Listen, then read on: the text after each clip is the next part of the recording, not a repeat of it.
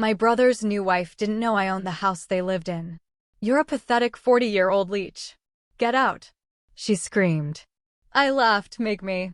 She called the cops, but when they saw the deed, she was the one forced to leave. Can you imagine someone looking you dead in the eye, in your own home, and calling you a pathetic leech, telling you to get out? Well, that's exactly what my brother's new wife did to me. What happened next? Oh, it was a moment of pure, delicious comeuppance that felt like it had been building for years. My name is Madison Reynolds, and I'm 33.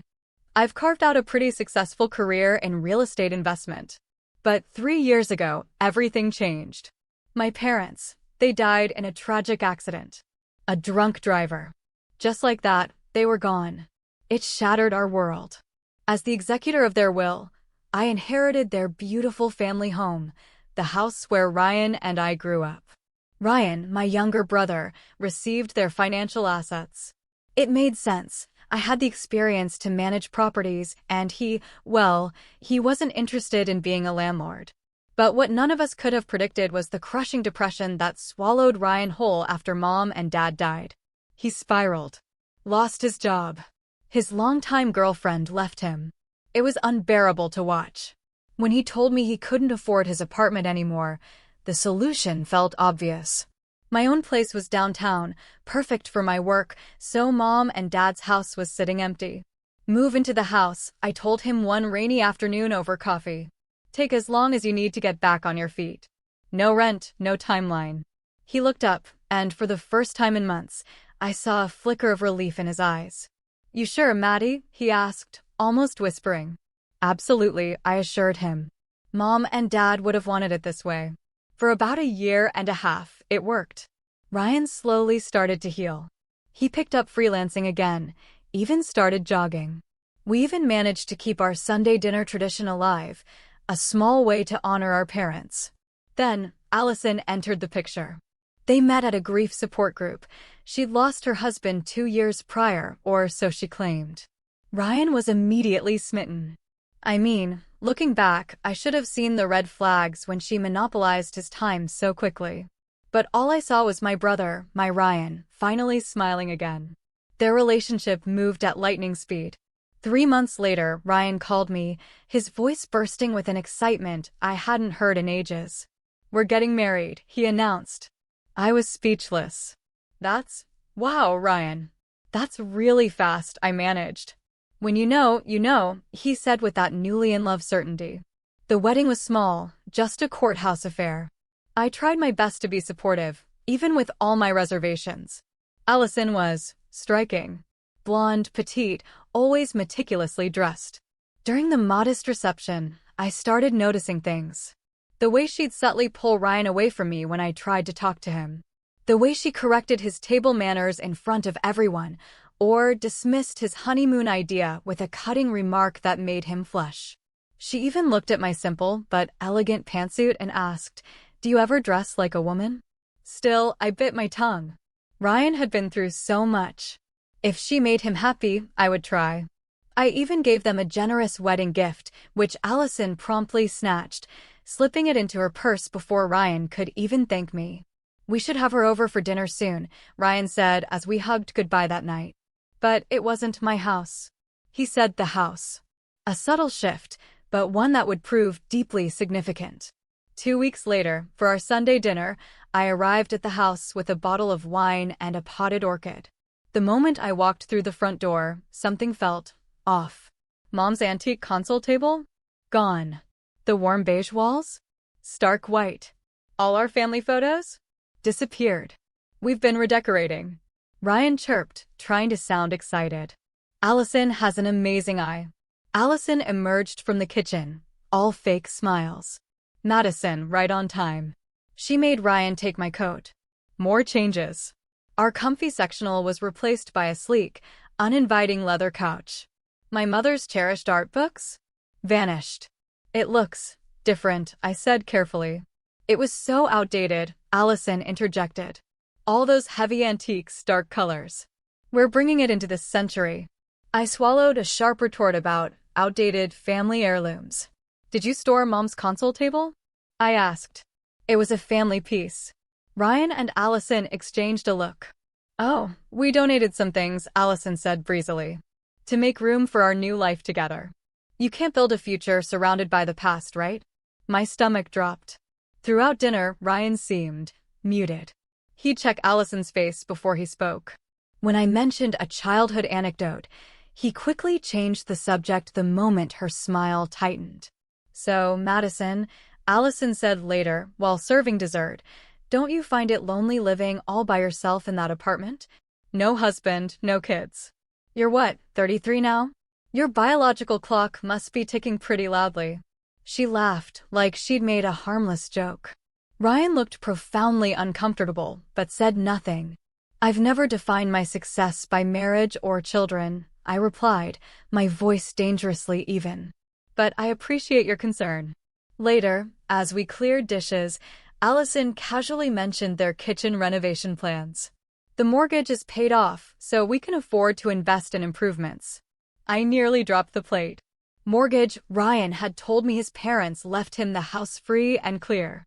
Such a blessing, she continued, to start our marriage without housing costs. I glanced at Ryan. He was suddenly very interested in loading the dishwasher. He hadn't corrected her. After Allison excused herself, I pulled Ryan aside. She thinks you own the house, I whispered. He looked utterly miserable. Please don't say anything, Maddie. When we first met, she just assumed. And I didn't correct her. Why would you lie about that?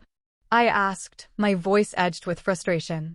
He ran a hand through his hair, a nervous habit from childhood. You don't understand. Allison values security, success. When we met, I was just getting back on my feet. If she knew I was living in my sister's house rent-free. Ryan, I cut in. Relationships are built on honesty. I'll tell her eventually, he promised. Just not now. Please, Maddie. Do this for me. Against my better judgment, I agreed. It was still the family house, after all. Maybe the specific ownership didn't matter, as long as Ryan was getting back on his feet. But my visits became increasingly uncomfortable. Allison made snide comments about me, dropping by unannounced, even when I texted ahead. She questioned why I still had a key. Ryan would shoot me apologetic glances, but he remained silent. And with each visit, more family items vanished. The grandfather clock. Dad's first edition novels. Mom's hand-painted serving dishes. Allison always had vague answers, decluttering, creating space. The tension grew palpable. Ryan started making excuses to postpone our Sunday dinners. Twice I arrived only to find they'd forgotten and made other plans. It hurt. Not just the dismissal of our traditions, but watching my brother become someone I barely recognized. Someone who seemed afraid to disagree with his new wife. Someone who averted his eyes when family history was mentioned. I was losing him, and I had no idea how to stop it. 3 months into their marriage, the situation deteriorated dramatically. My weekly visits dwindled to tense encounters where I felt like an unwelcome intruder. One Tuesday, I stopped by unannounced, something I never did because I needed some tax documents I'd stored in the home office. I'd texted Ryan, but he hadn't replied. I let myself in with my key, calling out. Silence. I walked to the office, noticing more changes. The hallway, where family photos had once told the story of our lives, was now filled with generic hotel art. The door to Mom and Dad's bedroom, which I'd assumed Ryan was using, now bore a small, decorative sign, Master Suite, Private. Inside the office, I went for the filing cabinet. Several files were missing, including the folder with the house deed and property records. Frowning, I noticed the cabinet had been totally reorganized. Just as I was about to give up, I saw my father's antique roll-top desk, a beloved heirloom. It was covered with a cloth, being used as a TV stand. My heart sank. I impulsively rolled up the top to check the hidden compartment where Dad kept important papers. Empty. As I turned to leave, something on Allison's laptop screen, left open on the desk, caught my eye. An online marketplace listing. My mother's vintage Tiffany lamp, a wedding gift from my grandmother, captioned, Authentic Tiffany-style lamp, perfect condition, $800. I felt physically ill. They were selling our family heirlooms. I snapped a quick photo of the screen, then browsed other listings under the same account. Dozens of items I recognized, the missing first edition books, Mom's silver serving pieces, even the small oil paintings from the dining room. Just then, I heard the front door open and Allison's voice calling to Ryan. My mind raced. I quickly closed the laptop and headed downstairs. Allison's smile froze when she saw me. Madison, what a surprise. I texted Ryan about some tax documents, I explained, holding up a folder I'd managed to find. Really? He didn't mention it. Her tone dripped with suspicion. How did you get in? I used my key, I said, noticing Ryan's discomfort behind her. Your key, she repeated flatly. Ryan, I thought we discussed this. Ryan shuffled his feet. I meant to talk to you, Maddie. We value our privacy as a married couple. Allison cut in. It's inappropriate for you to have unrestricted access to our home. I understand privacy, I said carefully. But this has been our family home for 15 years. I've always had a key. Things change when people get married, Allison said with a tight smile. I'm sure you understand, or what if you ever settled down? I ignored the jab and turned to Ryan. Can we talk privately for a minute about the family items that seem to be disappearing? Ryan looked panicked. What items? The Tiffany lamp. Dad's books. Mom's silver, I listed, watching his face fall. I saw the online listings, Ryan. Allison stepped between us. Those things were just gathering dust. We're creating our own home now. Those things, I said, struggling to keep my voice even, are family heirlooms, with both monetary and sentimental value. Ryan inherited the contents of the house, Allison stated firmly. He can do whatever he wants with them. I stared at my brother. Is that what you told her? That you inherited everything? Ryan couldn't meet my eyes. Allison, maybe we should discuss this later. There's nothing to discuss, she snapped. Your sister needs to respect our boundaries and our property. The irony of her claiming ownership of a house that legally belonged to me was almost too much to bear. But the pain in Ryan's eyes stopped me from revealing the truth. Ryan, I said quietly, some of those items mean a lot to me. They're pieces of our parents, our history. For a moment, I saw a flicker of my old brother. Then Allison placed a hand on his arm, and his expression hardened. We need to make our own history now, Maddie, he said weakly. Maybe you could just take what's important to you. That would be helpful. I agree, I said, relieved at this small concession. Just Mom's jewelry box, the family photo albums, and maybe a few of Dad's books. Absolutely not. Allison interrupted. We've already promised the books to a collector, and the jewelry is part of Ryan's inheritance. Something inside me snapped.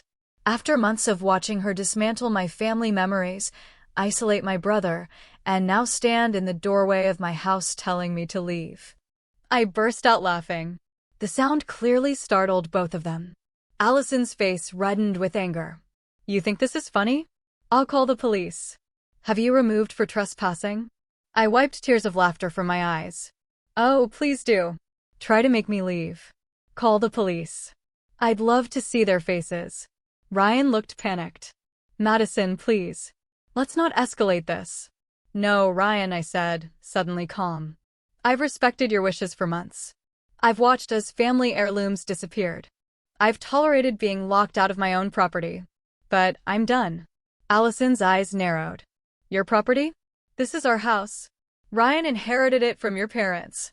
I reached into my purse and pulled out a folder. Actually, no. Ryan inherited their financial assets. I inherited the house and have the deed to prove it. The color drained from Allison's face. You're lying. The deed is registered in my name, I continued, opening the folder to show them. I've been letting Ryan live here rent-free to help him get back on his feet after our parents died. Ryan looked like he might be sick. Maddie, I can explain. Allison snatched the papers, scanning them, her expression shifting from disbelief to pure fury. She rounded on Ryan. You lied to me. You said you own this house. Ryan stammered, I was going to tell you, but... So all this time, Allison shrieked, we've been living in her house? Making improvements to her property while she had a key and could walk in any time. She stormed back inside, grabbing her phone. I'm calling the police. This has to be fraud or something. Go ahead, I said calmly, following her in. Call them. I have all the documentation right here. Ryan stood frozen between us as Allison frantically dialed 911, her hands shaking with rage. I need to report a fraud, she told the dispatcher. My husband's sister is trying to claim our house belongs to her. She's threatening us and refusing to leave our property. I waited patiently, setting my folder of documents on the new, glass coffee table that didn't match anything our parents would have chosen. 20 minutes later, 2 police officers arrived. Officer Jenkins, a calm, middle-aged man, and Officer Ramirez, younger and wary of the tension. So, what seems to be the problem here? Jenkins asked. Allison immediately jumped in. This woman is harassing us and making false claims about her home. She needs to be removed and told not to come back. The house belongs to me, I explained calmly. I inherited it from our parents 3 years ago. My brother has been living here rent-free with my permission. I have all the documentation. I handed over the deed, property tax receipts in my name, and the relevant portions of our parents' will. Officer Ramirez examined them carefully while Officer Jenkins took notes. These appear to be in order, Ramirez said finally. The property is legally registered to Madison Reynolds. Allison's face contorted with disbelief. That's impossible. Ryan told me he owned this house. All eyes turned to my brother. He seemed to shrink under their gaze. Ryan? Officer Jenkins prompted. Did you misrepresent ownership of this property to your wife? Ryan's voice was barely audible. I didn't correct her assumption. So, you've been living here with your sister's permission? Jenkins clarified. Ryan nodded miserably. Allison exploded. You pathetic loser. You let me believe we had assets. Security. I've been planning renovations, telling everyone this was our family home. Ma'am, please lower your voice, Officer Ramirez said firmly. I will not lower my voice. I've been lied to. Deceived. Allison grabbed a decorative vase from a side table and hurled it against the wall, where it shattered. Ma'am. Officer Jenkins stepped forward. Control yourself or we'll have to take action. Take action against me? I'm the victim here. She turned to Ryan, jabbing a finger into his chest. You spineless worm. Living off your sister's charity while pretending to be a successful property owner. Ryan backed away, looking utterly broken. Allison, please, I can explain everything. Explain? Explain? She grabbed a framed photo of their wedding and threw it to the floor, glass shattering across the hardwood. That's enough, Officer Jenkins said firmly. Ma'am, you need to calm down or you'll be leaving in our car. Leaving? This is my home. Allison screamed, reaching for another breakable object. Officer Ramirez caught her wrist. Ma'am, legally, this is not your home, and you're destroying property that doesn't belong to you. Actually, I interjected, the decorative items are theirs. I'm only asserting ownership of the house itself and specific family heirlooms. Officer Jenkins nodded. Nevertheless, Miss Reynolds has the right to ask anyone to leave her property. And given the current situation, I strongly suggest you take some time to cool off, ma'am. The reality of the situation finally seemed to penetrate Allison's rage. She looked at Ryan, who stood helplessly by the staircase, then at me, and finally at the officers. Fine, she spat. I'll go. But this isn't over. She snatched her purse. Ryan, are you coming or staying with your precious sister? Ryan looked torn, his eyes darting between us. I should go with you. We need to talk. Allison stomped toward the door, then turned for one final barb. Enjoy your empty house and your empty life, Madison. At least Ryan had the guts to try for something real, even if he had to lie about everything to get it. The door slammed behind them with such force that a picture fell from the wall. Officer Jenkins turned to me with a sympathetic expression. Would you like to file a report about the damaged items, ma'am? I shook my head, suddenly exhausted. No, they're just things. For what it's worth, Officer Ramirez added, you handled that very calmly. After the officers left, I stood alone in the silent house, surrounded by the evidence of Allison's rage and the remnants of what had once been a loving family home. I sank onto the unfamiliar leather couch and finally allowed myself to cry. I spent hours sitting there, alternating between tears and numb disbelief. How did we reach this point? The home that once represented warmth and family now felt like a battleground. I walked through each room, cataloging changes and absences. The kitchen, where Mom taught us to bake, was sterile. Dad's study, once filled with books and the lingering scent of his pipe, was now a generic home office. It was like Allison had systematically erased all evidence that the Reynolds family had ever existed. Around midnight, my phone buzzed. A text from Ryan, staying at hotel tonight. Need time to think. Sorry. Sorry for what? Sorry you lied to your wife? Sorry you let family treasures be sold? The hurt ran too deep for a text. Instead, I went upstairs to my old bedroom. Allison had turned it into a home gym, a treadmill where my bed once stood. The pale blue walls were stark white. I unrolled a yoga mat and lay down, too drained to drive home. Morning brought the sound of a key in the lock. I tensed, but it was Ryan, haggard, appearing in the doorway of the gym. You slept here, he asked, noticing my makeshift bed. Seemed easier than driving, I replied. Where's Allison? Still at the hotel. Refused to let me sleep in the bed. Said I betrayed her. I didn't offer sympathy. Didn't you? Ryan winced. Yes. No. I don't know. He slid down the wall until he was sitting on the floor. I never meant for any of this to happen, Maddie. What did you think would happen? I asked, a tremor in my voice. That I'd never mention owning the house? That she'd never find out. I thought. He trailed off. When I met Allison, I was at rock bottom. No job, no girlfriend, living off my sister's charity. She seemed so strong, so put together. When she assumed I owned the house, it felt good to be seen as successful for once. So, you lied to impress her? I didn't correct her assumption, he corrected weakly. And then it snowballed. One small omission turned into this whole false life. I stood up, needing to move. And what about the family heirlooms? Was selling those part of maintaining your successful image? Shame washed over his face. That was Allison's idea.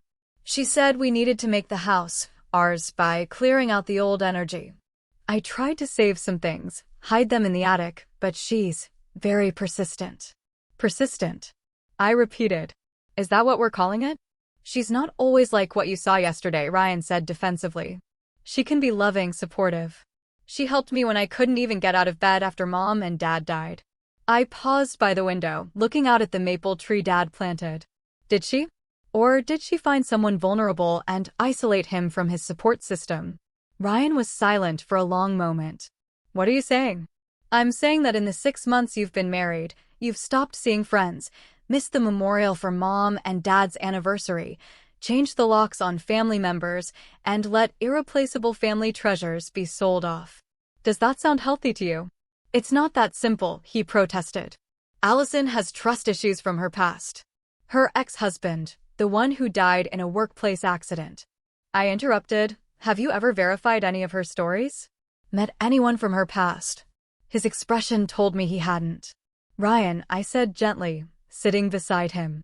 When was the last time you felt truly happy and at peace with Allison? Not anxious about saying the wrong thing or walking on eggshells. He stared at his hands. I don't know. We sat in silence.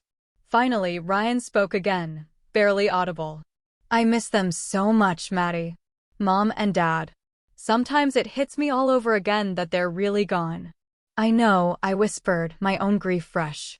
Me too. After they died, it felt like everything good collapsed. My job, Stephanie leaving, then my apartment. And you were so strong through all of it. Never falling apart, handling the estate, your business. I felt like such a failure in comparison. I wasn't as strong as you think, I admitted. I just processed differently. I cried in the shower every morning for months. Threw myself into work to avoid feeling the emptiness. Ryan looked surprised. You never showed it. Because I was trying to be strong for you, I reached for his hand. That's what family does. And I repaid you by lying and letting Allison sell off family treasures. His voice broke. God, I'm so sorry, Maddie. As we sat there, Ryan's phone buzzed repeatedly with texts from Allison, increasingly demanding, then desperately pleading.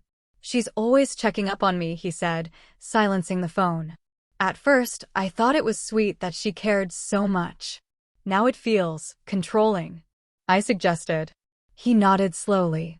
Last month, I met an old colleague for lunch. She tracked my location on my phone, showed up at the restaurant, made a scene about me having a secret date even though Jake and I were just discussing a freelance project. Did you get the project? No. After Allison's scene, Jake said it wasn't a good fit. I haven't had a freelance job in 2 months. This concerned me deeply. Ryan had been an award-winning graphic designer. What happened to all your design friends, Matt, Eliza, the whole studio crew? Allison said they were a negative influence, that they reminded me of my failure when I lost my job. He looked up suddenly. She deleted their contacts from my phone while I was sleeping. The more Ryan shared, the clearer the pattern became. I'd seen enough friends in toxic relationships to recognize the signs: isolation, financial control, erosion of self-esteem, constant monitoring. Ryan, I said carefully, I think you might be in an emotionally abusive relationship. He started to object, then stopped. I've had the same thought, he admitted, but then she'll do something thoughtful or seem so vulnerable about her own past trauma, and I convince myself I'm overreacting. That's part of the cycle, I explained. Tension, explosion, reconciliation, calm, then it starts all over again. We spent hours talking, more openly than we had in years. Ryan revealed more troubling behaviors: how Allison monitored his spending, criticized his appearance, belittled his career, and rewrote their relationship history to make herself the savior who fixed him. As the day progressed, Allison's texts grew frantic, alternating between rage and desperate pleading. I need some space to think, Ryan finally texted her. Staying with a friend tonight. Her immediate response: It's your sister, isn't it? She's turning you against me. After everything I've done for you. Ryan turned off his phone. That evening, I ordered pizza, and we ate it on the back porch, reminiscing about family dinners and summer barbecues. For the first time in months, I saw glimpses of my real brother, his dry humor, his thoughtfulness, his passion for design, as he showed me sketches he'd been working on in secret. Allison doesn't like me wasting time drawing, he explained. I slept in the guest room. Ryan took the couch. Neither of us wanted the master bedroom Allison had claimed. Before bed, I gave him some research materials on emotional abuse and codependent relationships I'd found online. You don't have to decide anything tonight, I told him. Just get informed. Recognize the patterns. The next morning, I found Ryan at the kitchen table with a notepad. I made a list, he said without preamble, of behaviors that scared or hurt me. Things I've given up since meeting Allison. Lies I've told to keep the peace. He pushed the pages toward me. It's 7 pages long, Maddie. I didn't need to read it. 7 pages overnight said everything. What do you want to do? I asked. I need time away from her to think clearly, he said. Every time I try to set boundaries, she breaks down crying or gets so angry I end up apologizing. You can stay here as long as you need, I assured him. It's your home, too. Ryan looked around the kitchen, at the unfamiliar decor, the absence of family photos, the sterile perfection that erased our history. No, he said quietly. This isn't home anymore. She's erased everything that made it special. The sadness in his voice broke my heart, but his awareness, that gave me hope. My brother was finally seeing the truth. The confrontation we'd been dreading arrived the next afternoon in the form of a pounding on the front door. Ryan, I know you're in there with her. Open this door right now. Ryan and I exchanged glances from where we'd been sorting through a box of family photos we'd found stashed in the attic. I should talk to her, he said, his face pale. We'll both talk to her, I replied firmly. Allison's expression cycled rapidly from rage to calculated sweetness when Ryan opened the door with me standing beside him. Baby, she cooed, ignoring me completely. I've been so worried. Why haven't you answered my calls? She reached for him, but he stepped back. I needed space to think, Allison, he said, his voice steadier than I expected. She shot me a venomous look. I bet your sister has been filling your head with lies about me. Actually, Ryan countered, Madison has barely shared her opinions. I've been doing my own thinking. Allison tried to push past him. Well, you can think at home. Let's go. Ryan didn't move. I'm staying here for now. Her sweet facade cracked. In your sister's house? Like a child running home to mommy? How pathetic. It's not pathetic to need family support, he replied. Family support? She scoffed. More like family control. She's always been jealous of our relationship, trying to keep you dependent on her. I remained silent, recognizing this as a critical moment for Ryan to establish his own boundaries. That's not true, Ryan said. Madison has been nothing but supportive. She let me live here rent-free, never pressured me about finding work, and kept quiet when I lied about owning the house. Because she wants to control you. Allison insisted. If you were independent, she'd have no one to feel superior to. Ryan shook his head. You know what's interesting? Before I met you, I was starting to get back on my feet, freelancing again, reconnecting with friends. It's only since we got together that I've become isolated and dependent. Allison's strategy shifted instantly. Her eyes welled with tears, and her voice became fragile. How can you say that? After everything I've done for you? I saved you when you were at your lowest. No one else wanted you then. I bit my tongue, fighting the urge to contradict her manipulation. That's not true either, Ryan said gently. I had friends and family who cared. You just convinced me they didn't. Allison's tears vanished. She pulled a folder from her purse. Fine. If that's how you want to play this, I've consulted a lawyer. She thrust a document toward us. As your wife, I have rights to this property, regardless of whose name is on the deed. This is a formal claim of marital property rights. Since we've been living here and making improvements, I'm entitled to at least half ownership. I took the paper, scanning it quickly. Allison, this isn't a legal document. It's just something you typed up. My lawyer said. You haven't spoken to a lawyer, I interrupted calmly. No real attorney would prepare this. It's full of misapplied legal terms and has no proper formatting. Her face reddened.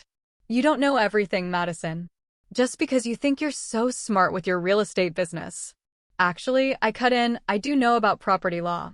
It's part of my job, and I've already consulted my attorney about this situation. It wasn't entirely true. I'd made an appointment, but hadn't met her yet. But the bluff worked. Allison faltered. Ryan, she tried again, her voice softening. Please, baby, come home. We can work this out. I love you. Ryan looked torn, and for a moment, I feared he might relent. Then he straightened his shoulders. I need time, Allison. I'm not saying our marriage is over, but I need space to think clearly, and I need you to respect that. Respect? She spat. Like you respected me by lying about owning this house, making me look like a fool? You're right, Ryan acknowledged. I was wrong to lie. That's on me. But your reaction, throwing things, screaming at me in front of the police, that's not healthy either. So, this is all my fault? Her voice rose dangerously. No one's saying that, I interjected. But right now, you both need space to cool down and think. Allison rounded on me. Stay out of this. This is between me and my husband. Madison stays, Ryan said firmly. This is her house, and she's my sister. Something in his tone must have finally penetrated. Allison stepped back, reassessing. Her gaze turned calculating. Fine, take your time. But remember, I've made sacrifices for you too, Ryan. I've put my whole life on hold for our relationship. She turned toward her car, then paused for a parting shot. By the way, I invited my parents to stay with us next month. They've already bought non-refundable tickets. After she drove away, Ryan let out a long breath. Her parents aren't coming. She doesn't even speak to them. She's told me 3 different stories about why they're estranged. The manipulation never stops, does it? I observed. No, Ryan said sadly. It doesn't. The next day, I met with my attorney, Catherine Mendes. Sharp-minded, she'd handled my real estate contracts for years. After I explained, she outlined our options. Since you're the legal owner, you have every right to determine who lives in the property, she explained. The fact that you allowed your brother to stay rent-free doesn't give his wife any claim to ownership, especially in such a short-term marriage. What about the improvements they've made? I asked. Unless they can document substantial, permanent improvements that significantly increase the property value, it's a non-issue. Painting walls and buying furniture doesn't constitute a legal claim. She prepared a formal letter clarifying ownership and gently but firmly requested Allison remove her belongings within 2 weeks. I'll also prepare a formal eviction notice as a backup, Catherine advised. Hopefully, it won't be necessary, but it's good to have it ready. Meanwhile, Ryan had been doing his own research. He cautiously reached out to 3 old friends from his design agency days after months of silence. Their responses were immediate and supportive, confirming what I'd told him. His support network had never abandoned him. Matt invited me to lunch tomorrow, he told me, sounding both nervous and excited. Said their firm is swamped with projects and could use freelance help. That's great, Ryan, I said sincerely. You're incredibly talented. They'd be lucky to have you. His smile faded. What if Allison shows up again, makes a scene? Then Matt will see exactly why you've been out of touch, I pointed out. Real friends understand when someone's in a difficult situation. 2 days later, Ryan returned from his lunch meeting with actual work assignments and a provisional offer to rejoin the agency part-time. It felt so normal, he marveled, like the past 2 years of fog were lifting. That evening, we hosted an impromptu dinner with 4 of Ryan's closest friends. The house felt alive again with conversation and laughter. As I watched my brother engaging passionately in discussions about design trends, I saw sparks of his old self returning. After his friends left, Ryan made a decision. I'm going to ask Allison for a separation, he said. I need time to figure out who I am without her influence. The next morning, we drafted a compassionate but firm email, as Catherine had advised against an in-person conversation given Allison's volatility. Ryan explained his need for space, offered to arrange for her to collect her belongings, and suggested they both seek individual counseling. Allison's response came within minutes, a single line. You'll regret this. Catherine helped us file a temporary restraining order after that ominous message, citing the previous property destruction and threatening behavior. The court granted a limited order prohibiting Allison from entering the property without advance arrangement. 3 days later, we discovered why. A neighbor called to say they'd seen someone matching Allison's description trying to enter through the back door. We rushed over to find a broken window and several rooms in disarray. Most disturbing was the master bedroom, where Allison had spray-painted "Liar" across the wall and slashed the mattress. The few remaining family photos had been defaced, my face scratched out in each one. We need to call the police, I said, pulling out my phone. Ryan looked devastated.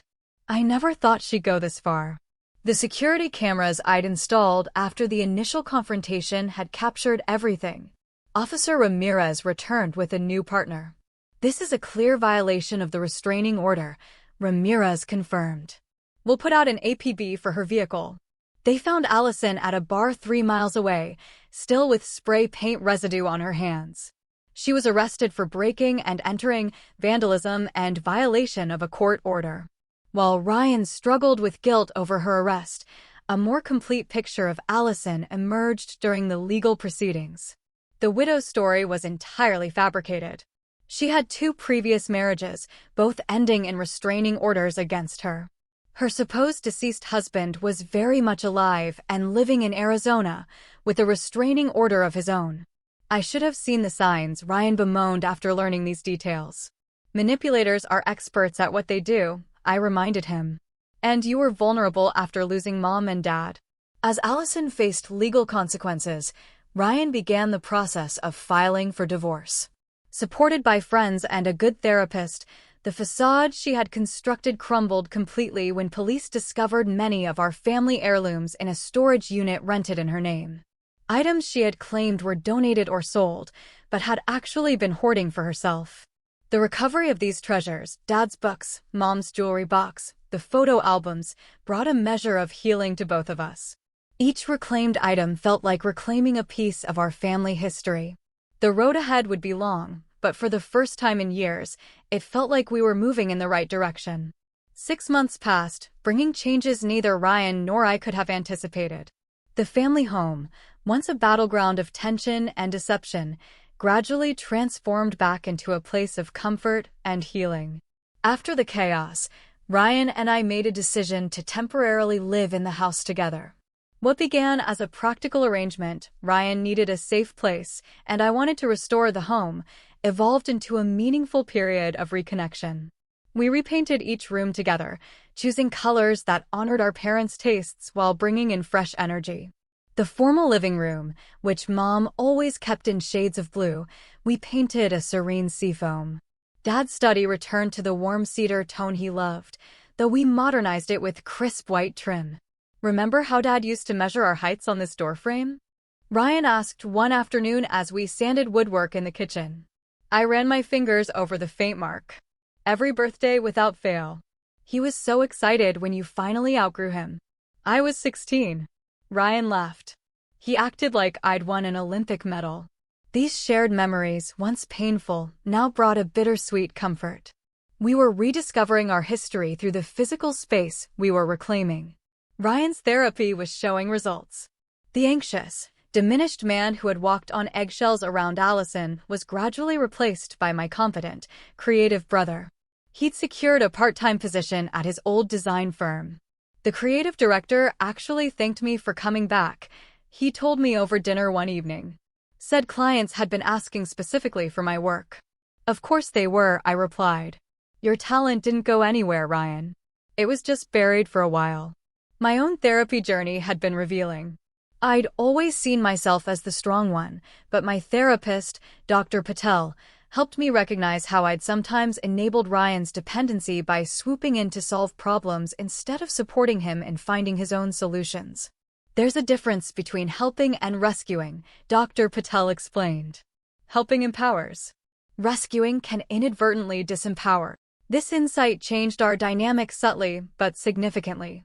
I found myself consulting Ryan on decisions about the house rather than just informing him. He, in turn, began taking more initiative. The legal aftermath of Allison's actions proved less traumatic than we'd feared. Her previous pattern of behavior worked against her, and she eventually accepted a plea deal that included mandatory therapy, community service, and continued legal distance from both of us. "Do you ever wonder if she's getting help?" Ryan asked one Sunday as we prepared our now traditional family dinner. "I hope so," I answered honestly. "Not for our sake, but for hers. And for whoever comes next in her life." Ryan nodded thoughtfully. "I've been thinking a lot about forgiveness lately. And I'm not there yet," he admitted. "But I'm working toward not letting anger consume me." "That's progress, right?" "Huge progress," I agreed. The recovery of our family heirlooms had been one of the most healing aspects. Each item Allison had hidden was like recovering a piece of our parents' legacy. Mom's hand-painted serving dishes once again graced our Sunday dinner table. Dad's leather-bound first editions returned to the study shelves. The Tiffany lamp illuminated the corner where Mom had always sat to read. Most precious were the photo albums, which we spent several weekends organizing. The images captured moments we'd almost forgotten: summer vacations, Dad attempting to teach us to fish, Mom's triumphant smile when she received her master's. Our history, tangible and irreplaceable. As spring arrived, Ryan began talking about finding his own place. "Not because I want to leave," he clarified, "but because I need to know I can stand on my own." "I understand," I told him. "And I do. The house will always be here. You're home when you need it." We sat on the back porch, watching fireflies, a glass of Dad's favorite bourbon between us. "I've been thinking," Ryan said after a comfortable silence. "Maybe it's time we talk about what happens to the house long term." "What do you mean?" "It's legally yours, but it's our family home. Maybe we should consider making it officially shared property." The suggestion touched me deeply. "Are you sure?" "After everything with Allison, that's exactly why," he explained. "She tried to claim something that wasn't hers. This is different. This is acknowledging what's always been true, that our parents left their legacy to both of us, just in different forms." We decided to consult with Catherine about creating a family trust for the property, ensuring it would remain a touchstone for both of us. In July, exactly a year after the confrontation with Allison, Ryan signed the lease on a small but charming apartment near his design firm. It felt right somehow that this step toward independence came as we approached the anniversary of when he nearly lost himself completely. "It's walking distance to work," he explained as he showed me around. And there's a spare room for when I start taking on private clients again. I noticed framed family photos already arranged on his bookshelf, not hidden away, but prominently displayed. Among them was a new addition, a recent picture of Ryan and me on the porch of the family home, laughing as we attempted to recreate a childhood pose from 30 years ago. "Looks like you're ready," I said, squeezing his shoulder. "Thanks to you," he replied. "No," I corrected gently. "You did the hard work. I just provided a safe space for you to do it." As I drove home that evening, I reflected on the tumultuous journey of the past year. What had begun as a property dispute had evolved into something far more significant, a reclamation not just of physical space, but of our relationship, our family history, and our individual strengths. The lessons had been hard-won, but invaluable. I'd learned that supporting someone doesn't mean solving all their problems. Ryan had learned that love shouldn't require erasing yourself or your past. We'd both learned that honesty, even when uncomfortable, builds stronger foundations than comfortable lies ever could. The house, when I pulled into the driveway, welcomed me with familiar warmth. It was quieter now without Ryan's daily presence, but not empty. Never empty. It remained filled with memories, with history, with the essence of the family that had shaped us both. I poured a small glass of bourbon and raised it toward the family portrait above the fireplace. Mom and Dad smiling broadly, Ryan and I flanking them with the awkward poses of teenagers. "We're okay," I told them softly. "We made it through." And I knew, with a certainty that transcended logic, that they would have been proud of both their children. As I finish sharing this story with you, I wonder, have you ever had to stand your ground when someone tried to take what was rightfully yours? Or perhaps you've watched a loved one get caught in a toxic relationship. I'd love to hear your experiences and thoughts in the comments below. If this story resonated with you, please hit the like button and subscribe to hear more real-life stories about family, boundaries, and finding strength in difficult situations. Thank you for listening, and remember, sometimes the hardest boundaries to set are the ones that ultimately bring the most healing.